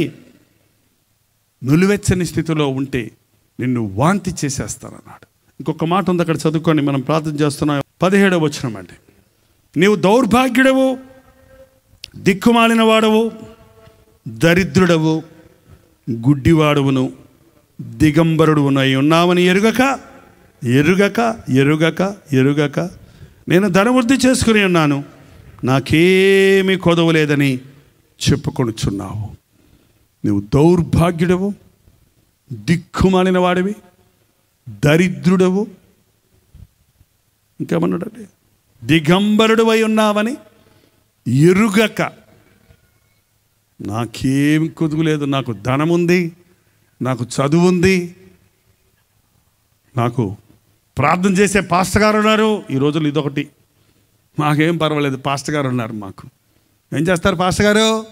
ప్రార్థన చేస్తారు మా కోసం. మేము పాస్టర్ గారు వేరే పని లేదా? ఇంకేం పని ఉంది? మేము టీవీ క్లబ్ మెంబర్గా చేరాం కదా, పాస్టర్ గారికి వేరే పని ఏముంది? నెల 100 రూపాయలు పంపడం మా పని. మాకు ఏ కష్టం వచ్చినా, ఏ బాధ వచ్చినా, ఏ శ్రమ వచ్చినా ప్రార్థన చేసే పని ఆయన పని. అవునా? నీకోసం 100 మంది పాస్టర్లు ప్రార్థన చేసినా నువ్వు మోకరించి ప్రార్థన చేసుకోకపోతే, నీ హృదయం దేవునితో సరిగా లేకపోతే నీకు దేవుని రాజ్యంలో పాలు పంపులు లేవు. భక్తి వ్యక్తిగతమైందండి. బోధకులమైన మేము మిమ్మల్ని ప్రభు దగ్గరకు నడిపించటం కొరకే కానీ మీ పక్షంలో ఉండి మీకు దేవునికి మధ్యవర్తిగా ఉండడానికి కాదు. బైబిల్ చెప్తుంది, దేవునికి నరుడికి మధ్యవర్తి ఒక్కడే. ఎవరైనా? మా పాస్టర్ గారా? క్రీస్తు యేసు అను ఆయన దగ్గరకు వెళ్ళండి. నేను మా సంఘంలో కానీ సభలకు వచ్చిన వారికి కానీ నేర్పించేది ఒక్కటేనండి, మీకు మీ దేవునికి సంబంధం ఉండాలి. మీరు మీ దేవునితో మాట్లాడుకునే అనుభవం పొందాలి. మీ హృదయాన్ని ఎప్పటికప్పుడు దేవునితో సరిచేసుకోవాలి. మీ సమస్యల కొరకు దేవుని సన్నిధిలో పశ్చాత్తాపడాలి. మీ అవసరతల కొరకు దేవుని సందులో మోకరించి ఆయన నామంలో అడిగి పొందుకోవాలి. ఒకవేళ ఒక భారం, ముయ్యలేని భారం నీకుంటే అలాంటి బోధకులో మీ పక్షంలో మీతో పాటు కలిసి ప్రార్థించడానికి ఉన్నాం కానీ, మీకు చెయ్యూతనిచ్చడానికి ఉన్నాం కానీ, మీ పక్షంలో మేము ప్రార్థించి మిమ్మల్ని పడుకొని నిద్రపోమని చెప్పడానికి కానే కాదు. దరిద్రుడువు, దిక్కుమాలినోడివి అని ఎరుగక ఏమంటే మన బతికే ఏంటండి? మన బ్రతికే ఏంటంత పెద్ద? నేను ఎంఏ చదివా, నేను బిఏ చదివా ఏంటండి? ఓ రోజు ఇలాగే ప్రసంగం చేస్తుంటే, ఓ యవనస్తురా, ఓ తాగుబోతూ, నరకానికి వెళ్ళిపోతావు అంటే ఓ తాగుబోతాడు అప్పుడే వెళ్తున్నాడంట. అడే ఎవడు రాడు నన్ను పిలుస్తున్నాడు అంటే పక్కనోడు చెప్పాడు, నిన్ను కాదులేవయ్యా, వాళ్ళు ఏదో పాస్టర్ గారు ప్రసంగం చేసుకుంటున్నారు అంటే మళ్ళీ ఈయన ప్రసంగంలో వస్తుందంటే, అరెకరం పొలం ఉందనుకుంటున్నావా, నీ అరెకరం నీ అమ్మటి రాదు అంటే వాడికి సరిగ్గా అరెకరం ఉందంట. అదిగో నన్ను కాదంటావు, నాన్న గురించే చెప్తున్నాడు, ఇవాళ ఈ పాస్టర్ గారు బుర్ర పగల కొడతాను నేను అని చెప్పి అక్కడి నుంచి జోరుగా పరిగెత్తుకుంటూ వచ్చాడు అండి. వచ్చి ఆ రోజుల్లో ఇలా కాదు, పందిర్లు ఉండేవి. ఏంటది, బొంగులు పెట్టి తాటాకులు పెట్టి పందిర్లు వేసేవారు కదా, కింద వరిగడ్డ వేసేవాళ్ళు, పైనేమో తాటాకులు పందిరు ఉండేది. భలేగా ఉంటుంది ఆ మీటింగు. డ్రమ్ము ఉంటాయి, ఇవన్నీ ఈ ఎలక్ట్రానిక్ ఎక్విప్మెంట్స్ ఉండవు. పెద్ద డ్రమ్ము ఉంటుంది, డబ్బక కొడతాం అంతే. దగ్గరకు వచ్చి ఆ పందిరిలో ఒక ఎదురు బొంగు తీసి కొట్టడానికి దగ్గరకు వచ్చేసాడట. కూర్చున్న వాళ్ళందరూ గుండెలు అడిలిపోతున్నారు, ఏమైపోతారో అని. నన్ను గురించి చెబుతావా నువ్వు అని దగ్గరకు వచ్చినోడు ఎత్తినోడు డబాన్ల కింద కోలబడి, నన్ను అడుగు విరిగిపోయిందో, నన్ను ఎవరో కొట్టారో అని ఎడుతున్నాడు అంటండి.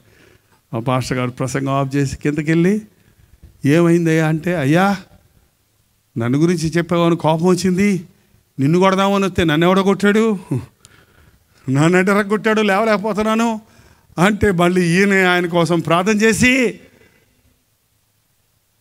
ముందు లైన్లో కూర్చోబెట్టి వాక్యం పూర్తిగా వినిపిస్తే ఆ రాత్రి అతను మారు మనసు పొందిన తర్వాత ఆయన ఒక పాస్టర్ అయ్యాడు.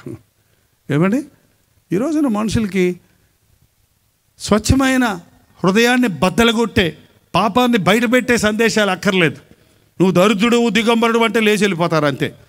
దేవుని బిడ్డలారో మిమ్ములను బహుగా ఆశీర్వదించునుగాక, పొందుకోండి ఆత్మ, పొందుకోండి. నేను జేబులో ఉన్నట్టు ఆత్మ, పరిశుద్ధాత్మ జేబులో ఉన్నట్టు పొందుకో అంటే డబాల్ కింద పడిపోతుంటే వచ్చేసింది. ఏమొచ్చింది?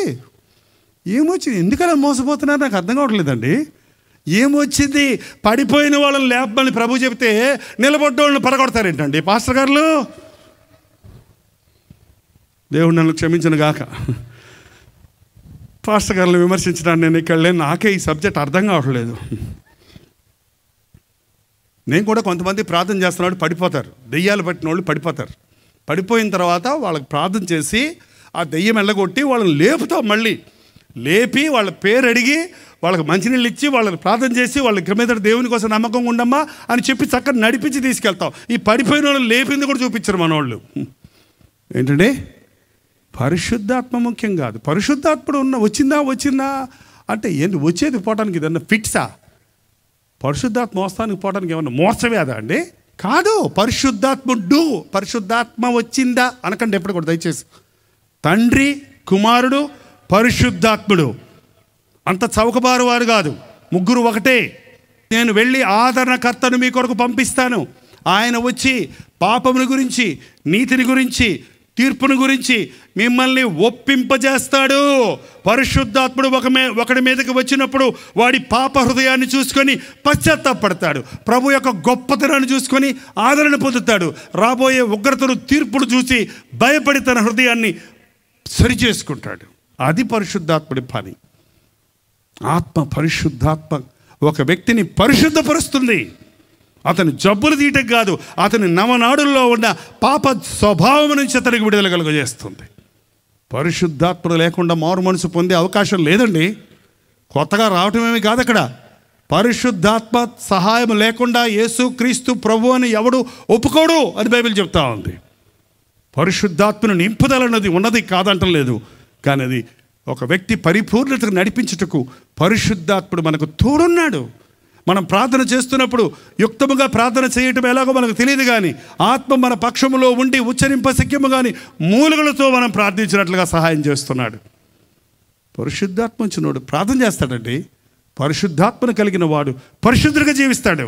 పరిశుద్ధాత్మను కలిగిన వాడు జయశీలుడిగా ఉంటాడు. ఈ రాత్రి పరిశుద్ధాత్మ శక్తితో నింపబడిన దేవుని కొరకు ప్రజ్వలించే జ్వాలగా జీవించే క్రైస్తవుడిగా ఉన్నావా? లేక చల్లారిపోయినా, నామకార్థ స్థితికి దిగజారిపోయినా, శరీర కార్యాలకు చోటిచ్చి దేవుని భక్తిని యుక్తిని కలిపేసి దేవుని కేవలం స్వలాభం కొరకు వెంబడించేవారిగా ఉన్నావా? పౌలు అన్నాడు, ఈ జీవితకాలం మట్టుకు ఈ సంబంధమైన ఆశీర్వాదాల కొరకు మాత్రమే మనం దేవుణ్ణి వెంబడించేవారిగా ఉంటే ఈ లోకస్తుల కంటే మనం దౌర్భాగ్యులుగా ఉంటాం. యేసుక్రీస్తుని నమ్ముకున్నది జబ్బులు పోవడానికి, బాధలు తీరడానికి కాదండి, నిత్య నరకము నుండి తప్పించబడడానికి, శాశ్వతమైన పరలోక రాజ్య వారసత్వాన్ని పొందడానికి. ఈ రాత్రి దయచేసి ప్రభువు రాకడ అతి సమీపంగా ఉందన్న విషయం మనం గుర్తించి మన స్థితిని మనం గ్రహించి పశ్చాత్తాపడాలని ప్రభువు కోరుతూ ఉన్నాడు. నిలువెచ్చని స్థితిలో ఉన్న నిన్ను ఉమ్మివేయకముందే నీ హృదయాన్ని దేవుని సన్నిధిలో కుమ్మరించి నీ పాపముల కొరకు పశ్చాత్తాపడి దేవుని కొరకు సాక్షిగా జీవించు. నేను అబద్ధమాడను క్రైస్తవుణ్ణి, నేను మోసం చెయ్యను, నేను దొంగ సంతకం పెట్టను, నేను లంచం పుచ్చుకోను, నాకు వడ్డీ అక్కర్లేదు అని చెప్పగలవా? నేను సినిమాలకు రాను, నేను సిగరెట్ ముట్టను, మద్యం జోలికి నేను రాను, పరస్త్రీని మోహపు చూపుతో చూడను అని చెప్పగలవా?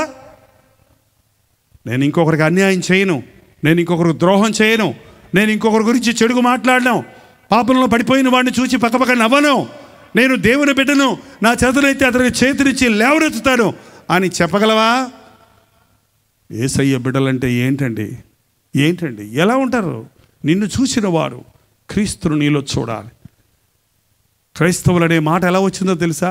క్రీస్తును పోలే వీళ్ళు జీవిస్తున్నారని అంతియోకియాలో ఉన్న శిష్యులను చూసిన వారు, క్రీస్తును కలిగిన వారు, క్రీస్తులాగా బతికేవారు అని క్రైస్తవులను పేరు పెట్టారు. కానీ ఇది ఒక కులమో మతమో జాతో కానే కాదు. అన్ని జాతుల వారు, అన్ని భాషల వారు, అన్ని దేశాల వారు ఈ రోజున యేసుక్రీస్తుని రక్షకుడిగా అంగీకరిస్తున్నారు. వారి జీవితాల్లో వ్యత్యాసం కనపడాలి, వారి జీవితంలో పరిశుద్ధత కనపడాలి, వారి జీవితంలో నిర్మలత కనపడాలి, వారి జీవితంలో క్రీస్తు కనపడాలి. ఎంతమంది ఈ రోజున చెప్పగలం, నేను యేసయ్యలాగా ఉండాలని ఆశపడుతున్నానండి, నేను క్రీస్తు కొరకు నిక్కచ్చైన పరిశుద్ధమైన జీవితాన్ని కలిగి జీవించాలని ఆశపడుతున్నానండి అని ఎంతమంది ఆశించగలరు? అసలు కోరుకోగలరు? ఈ రాత్రి ప్రభు చెప్తున్నాడు, నీకున్న దాన్ని బట్టి నువ్వు అతిశయపడకు. నీ దిశమలను కప్పుకోవడానికి నేనిచ్చే తెల్లని వస్త్రాన్ని తీసుకో, నీకు సరిగా కనబడటానికి నేనిచ్చే కాటుకను తీసుకో, నేను సిద్ధపరిచిన నా రాజ్యం కొరకు నీవు సిద్ధపడినట్లుగా నేనిచ్చు రక్షణ వస్త్రాన్ని ధరించు అని ప్రభు చెప్తూ ఉన్నాడు.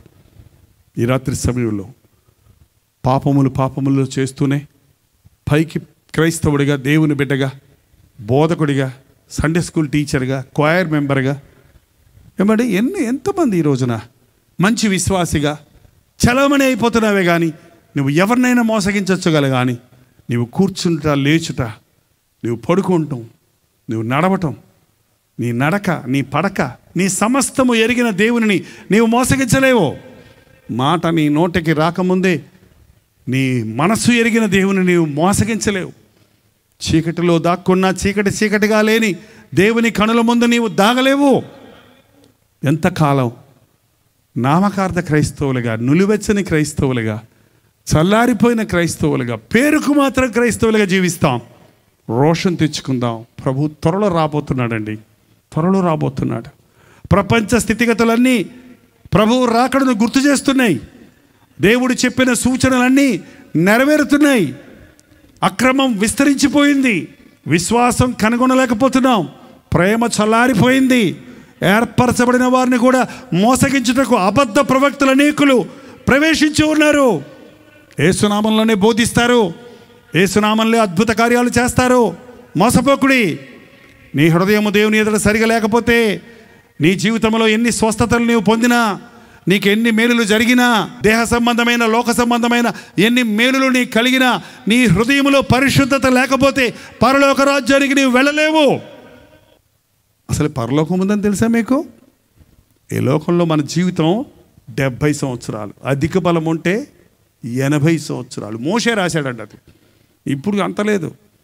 ఇప్పుడు 40 సంవత్సరాలు, మాత్రలు వేసుకుంటే 50 సంవత్సరాలు, ఆపరేషన్లు చేయించుకుంటే 60 సంవత్సరాలు, ఇక జావరాలదా అనిపించుకుంటే 70 సంవత్సరాలు. అంతే కదండి. మూలుగుతా ఊడిపోయిన పళ్ళు కట్టించుకొని, ఊడిపోయిన కాళ్ళకి ఆపరేషన్లు, మోకాళ్ళ ఆపరేషన్లు, నడుము ఆపరేషన్లు, మెడల ఆపరేషన్లు, ఏంటేంటేంటేంటో రోగాలతో కుమిలిపోతూ ఉన్నాడు. ఎంతకాలం బతికినా చావాల్సిందేనండి. ఆదాము 930 సంవత్సరాలు బతికాడంట. ఆ తర్వాత చనిపోయాను. ఒకవేళ నువ్వు బతికినా కూడా 30 ఏళ్ళు, 40, 70 ఏళ్ళు, 100 ఏళ్ళు, 200 ఏళ్ళు, 300 ఏళ్ళు చావాల్సిందే. మనుషులు ఒక్కసారే మరణించదరు, ఆ తర్వాత తీర్పు. మన్నైనది వెనుకటి వల్లే మంటికి చేరును, ఆత్మ దాన్ని దయచేసిన దేవుని దగ్గరికి వెళ్ళను. ఈ దేహముతో జరిగించిన దాని పట్ల దేవుని ముందు నిలబడి మనం లెక్కప్ప చెప్పవలసి ఉన్నది. ఈ గ్రహింపును కలుగజేయకుండా నేను మీటింగ్ ముగిస్తే, నేను మీటింగులు జరిపిస్తే ప్రయోజనమే లేదండి. నన్ను నీవు సంతోషపెడతానికో, నిన్ను నేను సంతోషపెడతానికో కాదు. మనం మన సృష్టికర్తను, మన రక్షణకర్తను, మన కొరకు ప్రాణమిచ్చి, మృత్యువును జయించి, మరణాన్ని జయించి, పాపమునకు ప్రాయశ్చిత్తం చేసి పరలోకానికి మార్గం చూపించిన ప్రభువును సంతోషపెట్టాలి. ఆయన రాజ్యానికి చేరాలి. క్రైస్తవులారా, చల్లారిపోయి ఉన్నారా? దేవుని కొరకు వెలుగుతూ ఉన్నారా? దేవుని ముందు నిర్దోషులుగా ఉన్నారా? వేషధారణతో నిండి ఉన్నారా? పరీక్షించుకునే పరీక్షా సమయాలు ఇవి. ఈ రాత్రి సమయంలో ఈ సభలకు వచ్చిన మీరందరూ క్రీస్తు కొరకు ప్రజ్వలించే జ్వాలలుగా ఉండాలని, చల్లారిపోయిన స్థితి నుంచి పరిశుద్ధాత్మ అగ్ని కింద, పరిశుద్ధాత్మని యొక్క అగ్ని జ్వాలలలో వెలిగించబడాలని కోరుతూ ఉన్నానండి. పరిశుద్ధాత్మను మన మధ్య సంచరిస్తున్నాడు. నీవు ఉమ్మివేయబడక ముందే నిన్ను యోగ్యునిగా చేయడానికి, నిన్ను పవిత్రపరచడానికి, అయ్యో నేను అపవిత్రమైన పెదవులు గలవాడను, అపవిత్రమైన పెదవులు గల జనుల మధ్య నివసించువాడిని, నేను నశించి తిని అని యెషయా ప్రవక్త కేకవేసినప్పుడు బలిపీఠం మీద ఉన్నటువంటి అగ్ని కారుతో నుప్పు తీసి అతని పెదవులకు తగిలినప్పుడు ఇది ప్రాయశ్చిత్తము కలిగెను అని చెప్పిన రీతిగా పరిశుద్ధాత్ముడు ఈ రోజున నీలో హృదయములో ఉన్న చెత్తను, నిన్ను చల్లార్చుటకు కారణమైన ప్రతి దోషమును, పాపమును కాల్చివేయడానికి ప్రభువు ఆశిస్తూ ఉన్నాడు. ప్రతి ఒక్కరూ కళ్ళు మూసుకొని ప్రార్థన చేయబోతున్నాం.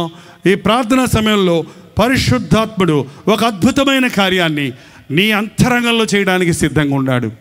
నీ స్థితిని నీకు జ్ఞాపకం చేసి, నీవు ఏ రీతిగా దేవుని దృష్టిలో ఉన్నావో నిన్ను నీవు ఎరుగునట్లుగా నిన్ను సర్వసత్యములోనికి నడిపించుటకు పరిశుద్ధాత్ముడు మన మధ్య సంచరిస్తూ ఉన్నాడు. అతి శ్రేష్టమైన సమయం ఇది. ప్రభువు నిన్ను దర్శించే సమయం ఇది. నిన్ను ఉమ్మివేయకుండా నిన్ను వెలిగించే సమయం ఇది. నీవు ఎన్నో సంవత్సరాలుగా సాతానుకు భయపడిపోయి, లోబడిపోయి, దాస్యం అనే కాడి కింద నలిగిపోతున్నావని ఎరిగిన ప్రభువు నిన్ను విడిపించడానికి రాత్రి పరిశుద్ధాత్మ మన మధ్య సంచరిస్తున్నాడు. దయచేసి ప్రతి ఒక్కరూ తల వంచి ఒక్క నిమిషం నాతో పాటు ప్రార్థనలో ఏకీభవించండి. నీ వైపు చూస్తున్న యేసు వైపు చూడు. దేవుడి కుడి పార్శ్వమున కూర్చొని నీ కొరకు విజ్ఞాపన చేస్తున్న యేసయ్యను చూడు. నీవు నశించిపోకూడదని, నీవు నరకానికి పోకూడదని, నీవు వాంతి చేయబడకూడదని, నిన్ను ఇంకా సహించుకుంటూ, ఓర్చుకుంటూ, నిన్ను వెచ్చగా చేయాలని, నిన్ను వేడిగా చేయాలని, నిన్ను దేవుని కొరకు ప్రకాశించువాడిగా చేయాలని, ప్రజ్వలించువాడిగా చేయాలని దేవుడు కోరుతున్నాడు. ఎందుకు లోకాన్ని నమ్ముకొని మోసపోయావు? అల్పకాల పాపానికి చోటిచ్చి శరీరాన్ని పాడు చేసుకున్నావు, ఆత్మను పాడు చేసుకున్నావు, రోగాలతో పీడించబడుతున్నావు, సమస్యలతో పీడించబడుతున్నావు, అప్పుల కూపంలో పడిపోయి ఉన్నావు, అనారోగ్యాన్ని పాలైపోయి ఉన్నావు. ఏం చేసినా దీవెన లేదు, ఎటు పోయినా సమాధానం లేదు. ఈ లోకమంతా నాకు వ్యతిరేకముగా తిరుగుతుంది, నా బ్రతికెందుకు అని విరక్తి చెందిన పరిస్థితుల్లో ఉన్నావు. నిన్నే నిన్నే దేవుడు పిలుస్తున్నాడు, నిన్నే దేవుడు పిలుస్తున్నాడు. నేను నిన్ను స్వస్థపరుస్తా, నేను నా గొప్ప రక్షణ నీకు ఇస్తా, నీ జీవితాన్ని నేను మారుస్తా, నీ సమస్యలు నేను తీరుస్తా, నీ పాపముల కొరకు నేను సిలువలో ప్రాణమిచ్చాను, నేను పొందిన దెబ్బల ద్వారా నీకు స్వస్థత ఉన్నది అని ఈ రాత్రి ప్రభు నీతో మాట్లాడుతున్నాడు. నోరు తెరిచి ప్రతి ఒక్కరు దేవునితో మాట్లాడండి.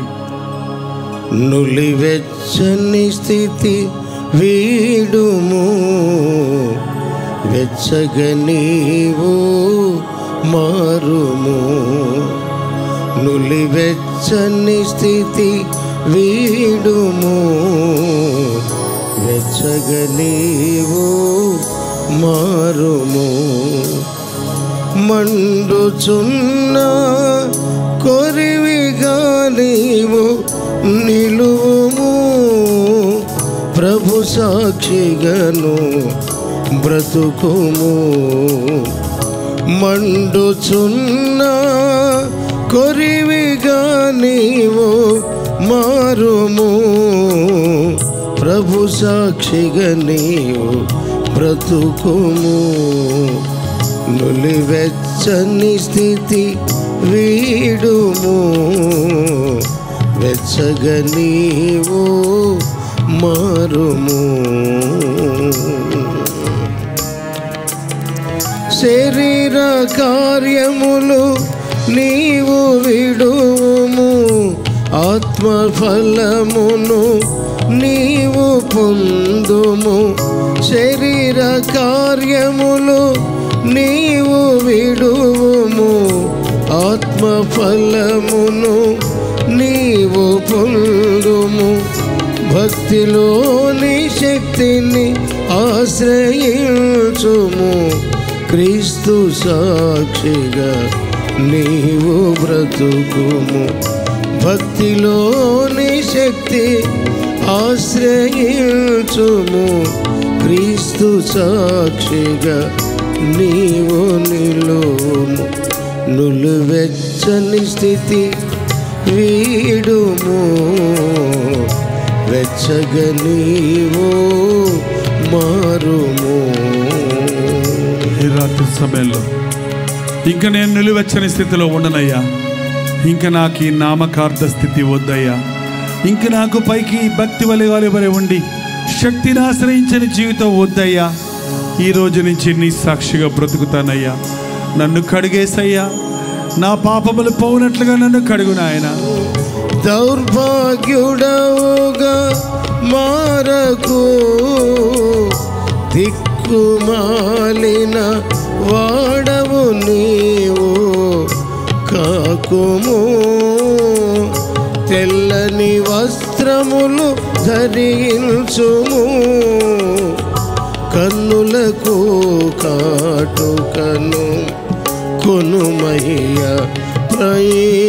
కన్నులకు ప్రభు కాటుకను కొనుమయ్యా. నులివెచ్చని స్థితి వీడుము, వెచ్చగా నీవు మారుము. మండుచున్న కొరివిగా నీవు నిలువుము, ప్రభు సాక్షిగాను బ్రతుకుము. మండుచున్న కొరివిగా నీవు నిలువుము, ప్రభు సాక్షిగా నీవు బ్రతుకుము. నులివెచ్చని స్థితి వీడుము, వెచ్చగా నీవు మారుము. పరిశుద్ధుడ, ప్రేమగల తండ్రి, ఒక్కసారి మమ్మల్ని చూడయ్యా. ఏ గుండెల్లో నుంచి ఏ మూలికి వినపడుతుందో చూడయ్యా, ఏ రోదన వినపడుతుందో చూడయ్యా. ఎన్నోసార్లు నీ మాటలు వింటూ నీ బిడ్డను చెప్పుకుంటూ సాతానుకు లోబడిపోయిన వారిని చూడయ్యా. ఇక్కడి నుంచి నేను నీ కోసం బ్రతుకుతాను అని నీకు మొర్ర పెట్టుకుంటున్న వారిని, అప్పగించుకుంటున్న వారిని చూడు నాయనా. ఎంతకాలం మమ్మల్ని మేము మోసగించుకొని మేము బాగానే ఉన్నాములే అనుకుని నష్టపోతున్నామే.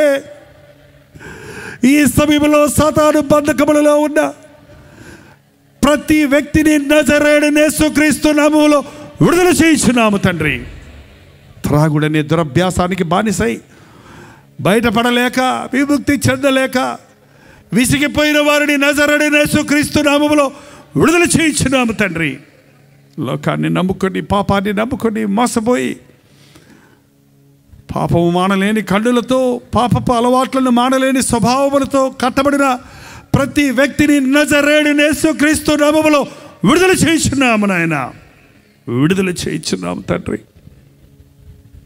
భూమి మీద మీరు దేనిని బంధించుదరో అది పరలోకములో బంధించబడుతుంది, ఏది విడిపించుదరో అది విడిపించబడుతుందని చెప్పున్నావు కదా.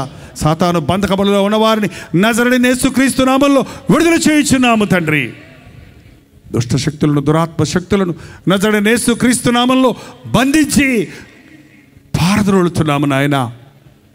ఈ ఆవరణలో ఉన్నవారెవ్వరూ నిత్య నరకానికి పోకూడదయ్యా, ఉమ్మి వేయబడకూడదు నాయన. ప్రతి ఒక్కరూ నీ పాదాలు పట్టుకొని నీవిచ్చే నూతన జీవితాన్ని కలిగి ఈ లోకంలో నీ సాక్షులుగా వక్రజనం మధ్య జ్యోతులుగా ప్రకాశించుటకు సహాయం చేయి తండ్రి.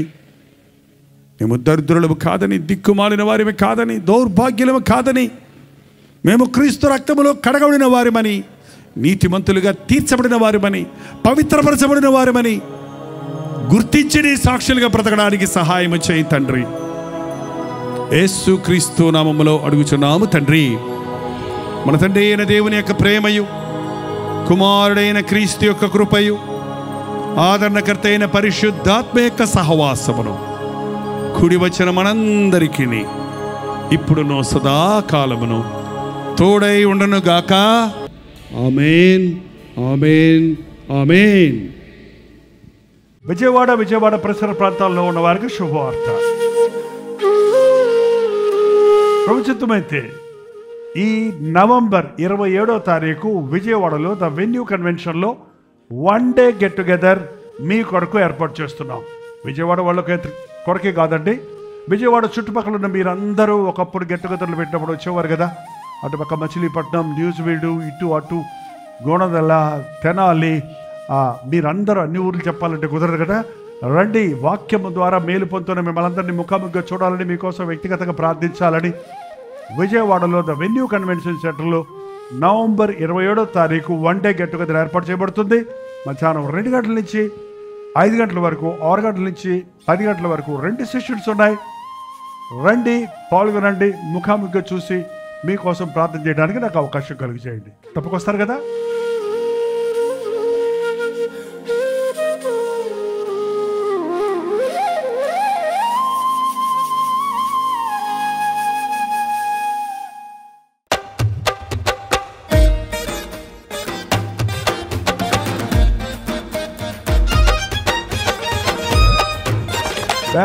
బెంగళూరు పరిసర ప్రాంతాల్లో ఉన్న వారికి శుభవార్త. ప్రభుత్వం అయితే డిసెంబర్ 4వ తారీఖు మరొకసారి మీ బెంగళూరు వస్తున్నాం. మధ్యాహ్నం 2 గంటల నుంచి 5 గంటల వరకు, 6 గంటల నుంచి 10 గంటల వరకు 2 సెషన్స్గా 1 డే గెట్ టుగెదర్ను బెంగళూరులో ఏర్పాటు చేస్తున్నాం. రాగలిగిన వాళ్ళందరూ వచ్చి, వీలైతే 2 సెషన్స్కి వచ్చి దేవుని ఆశీర్వాదాలు పొందండి. సంవత్సరాంతంలో ఉన్నాం. మీరు బెంగళూరు చుట్టుపక్కల అనేక ప్రాంతాల నుంచి కూడా వస్తున్నారు. మధ్యాహ్నం సెషన్లో మీరు హాజరై అవసరమైతే మీరు ఈవినింగ్ వెళ్ళిపోవచ్చు. గుర్తుపెట్టుకోండి, డిసెంబర్ 4వ తారీఖు మధ్యాహ్నం 2 గంటల నుంచి 5 గంటల వరకు, అలాగే 6 గంటల నుంచి 10 గంటల వరకు 2 సెషన్స్ హడ్సన్ కమ్యూనిటీ సెంటర్లో బెంగళూరులో ఈ 1 డే గెట్ టుగెదర్ ఏర్పరచబడుతుంది. మరిన్ని వివరాలు కావాల్సిన వాళ్ళు 8939393939 అనే నెంబర్ మీరు కాల్ చేయండి, లేదా QR కోడ్ ఇవ్వబడింది, మీరు స్కాన్ చేసుకోండి. మరి వాట్సాప్ మెసేజ్ పెట్టండి, మీకు అడ్రస్ వివరాలు పంపించబడతాయి. ముఖాముఖి మిమ్మల్ని చూడాలని, వ్యక్తిగతంగా మీకోసం ప్రార్థన చేయాలని మేము బెంగళూరు వస్తున్నాం. కల్వరి దర్శనం టీవీ కార్యక్రమాల ద్వారా, సోషల్ మీడియా ద్వారా దేవుని వాక్యం వింటున్న మిమ్మల్ని అందరినీ దేవుని నిండారా దీవించి ఆశీర్వదించాలని మీ కొరకు ప్రార్థిస్తున్నాం. ఈ యొక్క మీటింగ్ ద్వారా మిమ్మల్ని మరింతగా బలపరచాలని, ముఖాముఖిగా చూసి మీ లోపాలు దింపుతాలని ఈ గెట్ టుగెదర్ ఏర్పాటు చేయబడుతుంది. రండి, దీవించబడండి. వందనాలు. దేశాల్లో అన్ని జాతుల్లో అన్ని వంశాల్లో ప్రతి మనుషునికి యేసు ప్రేమను చూపించుదాం, యేసులోనే నడిపించుదాం, యేసు ప్రేమను చూపించుదాం, యేసుతోనే సాగిపోదాం.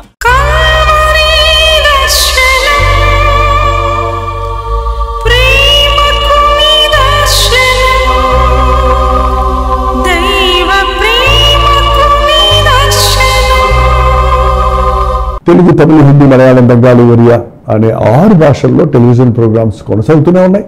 భారభరితమైన పరిచయంలో మీరు సహకరించాలని ఆశిస్తే, ప్రభువు మిమ్మల్ని ప్రేరేపిస్తే మీ విరాళాలు, కానుకలు పంపించవచ్చు. అవి నేరుగా టీవీ ఛానల్స్కి వెళ్తే అందులో ఏది మేము మా సొంత ఖర్చుల కొరకు ముట్టుకోవట్లేదు, వేరే పరిచయ కొరకు ముట్టుకోవట్లేదు. టెలివిజన్ పరిచయలో ఇంకా సువార్త వినని వారికి అది అందించాలని ఆశతో 20 సంవత్సరాలుగా కొనసాగుతున్న పరిచయం కొరకు ప్రార్థించండి, ఈ సహకారాన్ని అందించండి. ఈ విషయంలో మీకు ఇంకా ఎవరైనా కావాలంటే 89393939 అనే నెంబర్కి మార్నింగ్ 10 నుంచి ఈవినింగ్ 10 లోపల మీరు ఫోన్ చేయండి, వివరాలు మీకు తెలియజేస్తాం.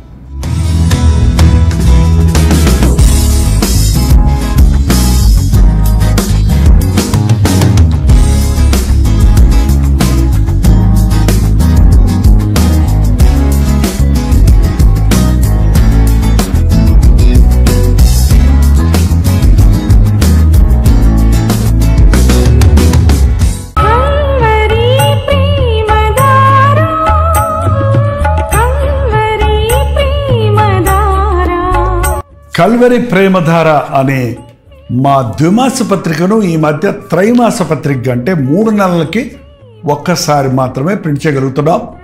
మరి గత 40 సంవత్సరాల పైబడి కొనసాగుతున్న ఈ పత్రికను ఆపు చేయటం ఇష్టం లేక దీన్ని త్రైమాస పత్రికగా మార్చున్నాం. మీరు కల్వరి ప్రేమధార పత్రికను చదువుతున్నారా? ఒక ఉచిత పత్రిక కావాలంటే ఇవ్వాలే మీ పేరు, చిరునామా, అడ్రస్తో పాటు ఇంటి నెంబర్తో పాటు క్లియర్గా పంపించండి. తప్పకుండా ఒక ఉచిత పత్రికను మీకు పంపిస్తాం.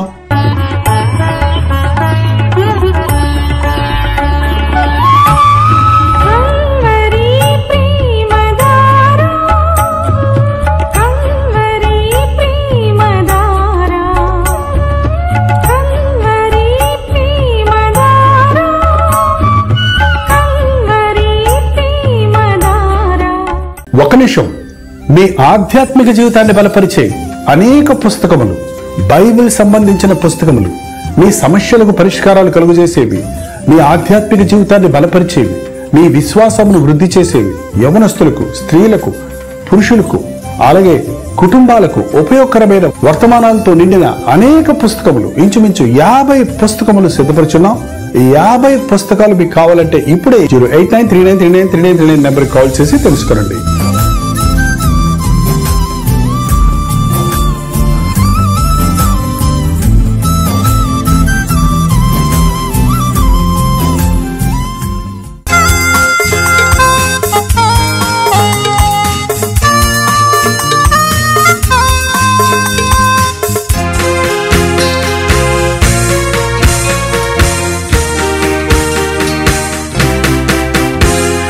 బ్రతుకు భారమై నిరాధారమై నిరాశతో నిండిన వారికి ఇది నిరీక్షణ ధ్వని. బ్రతుకు భారమై నిరాధారమై నిరాశతో నిండిన వారికి ఇది నిరీక్షణ ధ్వని. నలిగిన హృదయములా ధ్వని, నలిగిన హృదయములా బలపరచే ధ్వని. దుఃఖితులెల్లరికీ ఇది ఆదరణ ధ్వని. దుఃఖితులెల్లరికీ ఇది ఆదరణ ధ్వని. కల్వరి ధ్వని.